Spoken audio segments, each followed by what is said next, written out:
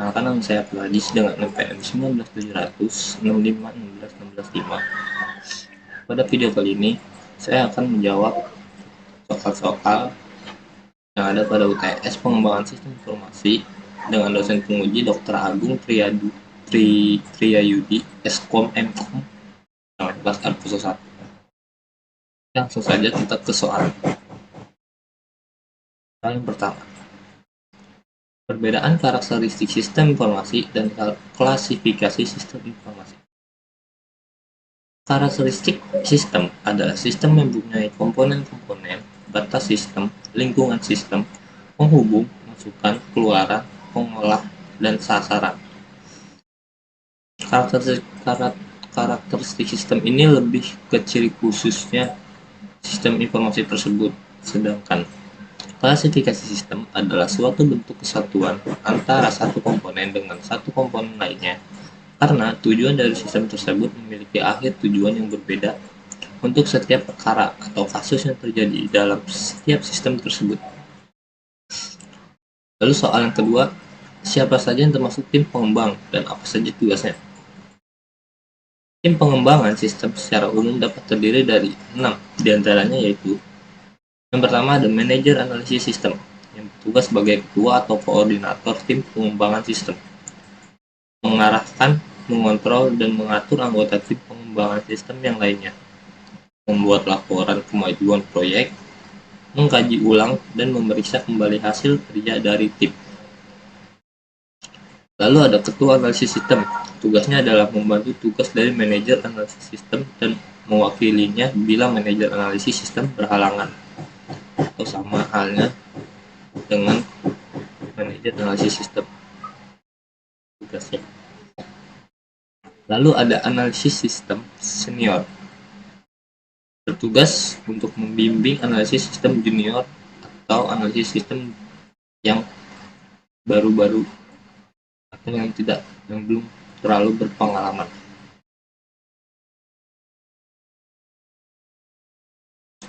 Lalu yang terakhir ada analisis sistem, merupakan analisis sistem yang cukup berpengalaman dan dapat bekerja sendiri tanpa bimbingan dari analisis sistem senior, bertugas untuk menganalisis sistem yang ada.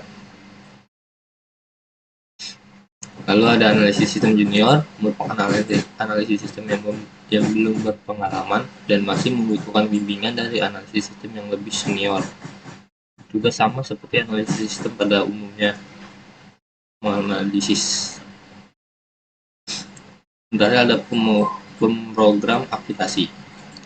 Di tim ini juga ada senior dan juniornya, namun bertugas sama, yaitu memprogram sistem yang sudah dianalisis. Lalu soal yang ketiga, tahapan-tahapan di dalam SDLC dan bikin contoh kasusnya.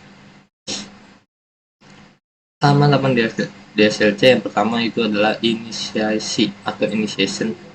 Tahap inisiasi menjadi tahap SDLC yang pertama.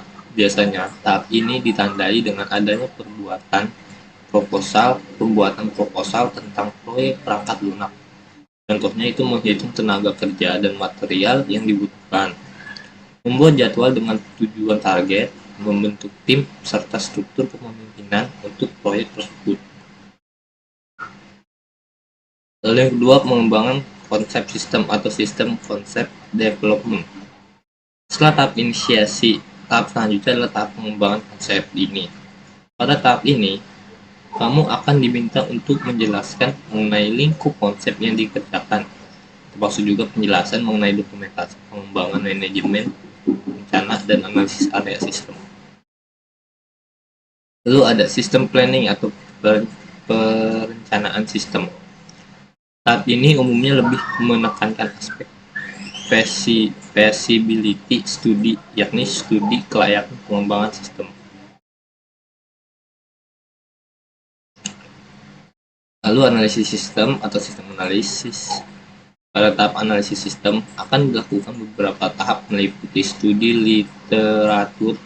Studi literatur ini berguna untuk dapat menemukan kasus yang dapat ditangani oleh sistem dan juga mendefinisikan sebuah sistem. Desain tahap ini, pengembang akan mentransformasikan kebutuhan secara terperinci. Dokumen desain sistem fokus pada bagian mana cara agar dapat memenuhi berbagai fungsi yang dibutuhkan oleh sebuah sistem. Yang berikutnya perancangan sistem.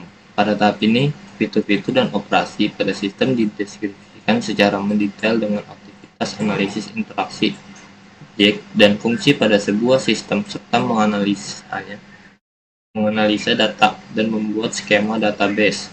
Selain itu, tahap ini juga akan merancang sebuah user interface. Pengembangan atau development, yakni mengubah perancangan ke sistem informasi yang kompleks. Tahap ini juga bertujuan untuk mengetahui bagaimana cara memperoleh dan melakukan penginstalan pada lingkungan yang diharapkan oleh sebuah sistem. Seperti misalnya membuat basis data dan menyiapkan standar prosedur, menyiapkan dokumen coding, testing, compile, prepare, dan cleaning program. Pada tahap ini juga terdapat tahap visual development phase. Lalu ada integrasi dan pengujian. Pada tahap ini, pengembangan akan mempresentasikan sistem perangkat lunak yang telah memenuhi keadaan yang dispesifikasikan pada dokumen kebutuhan fungsional. Laporan analisis dan pengujian akan dihasilkan dengan diarahan oleh pengembangan bagian penjamin mutu atau quality assurance dan user.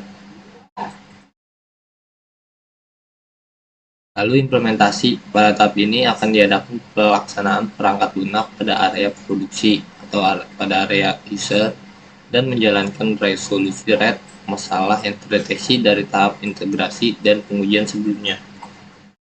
Lalu operasi dan pemeliharaan atau operation dan maintenance. Pada tahap ini akan dijelaskan tentang pekerjaan yang dilakukan untuk menjalankan dan memelihara sistem informasi pada area produksi atau lingkungan pada user, termasuk implementasi akhir dan masuk pada proses peninjauan. Disposisi atau disposition.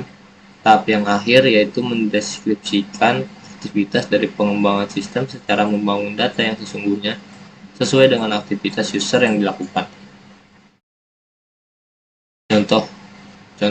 Contohnya adalah dari penerapan pengembangan ini, pembuatan program pendaftaran online ke suatu instansi pendidikan. Program ini akan membantu dalam proses pendaftaran karena dengan mengefektifkan waktu serta pendaftaran tidak perlu repot-repot langsung mendatangi instansi pendidikan atau lebih mempermudah dalam pendaftarannya. Soal yang keempat, jelaskan perbedaan faktor kelayakan dan faktor strategi. Faktor kelayakan atau telos. Yang pertama itu adalah teknikal, menunjukkan apakah sistem yang diusulkan dapat dikembangkan dan diterapkan dengan menggunakan teknologi yang ada atau jika membutuhkan teknologi baru. Ekonomik itu menunjukkan apakah dana yang menandai tersedia untuk mendukung biaya dari sistem yang diusulkan. Legal menunjukkan apakah ada konflik antara sistem yang sedang dipertimbangkan dan kemampuan perusahaan untuk menunaikan kewajibannya. Lalu operasional menunjukkan apakah prosedur dan keterampilan personalia yang cukup untuk mengoperasikan sistem yang diusulkan atau apakah prosedur dan keterampilan tambahan akan diberikan. Lalu schedule, sistem yang diusulkan harus berlaku dalam suatu rangka waktu yang logis. Lalu faktor strategiknya atau PDM, produktivitas mengukur jumlah output yang dihasilkan dari input. Tujuan untuk mengurangi atau menghapus biaya yang tidak menambah nilai. Diukur dengan rasio, misal total biaya tenaga kerja mingguan dibandingkan dengan jumlah unit yang dihasilkan selama seminggu atau jumlah bahan mentah yang masih selama seminggu dibandingkan dengan jumlah barang jadi yang dihasilkan selama seminggu. Lalu diferensiasi mengukur seberapa baik suatu perusahaan dapat menawarkan produknya atau pelayanan yang secara nyata tidak serupa dengan jenis dan sistem dari produk dan pelayanan para pesaingnya.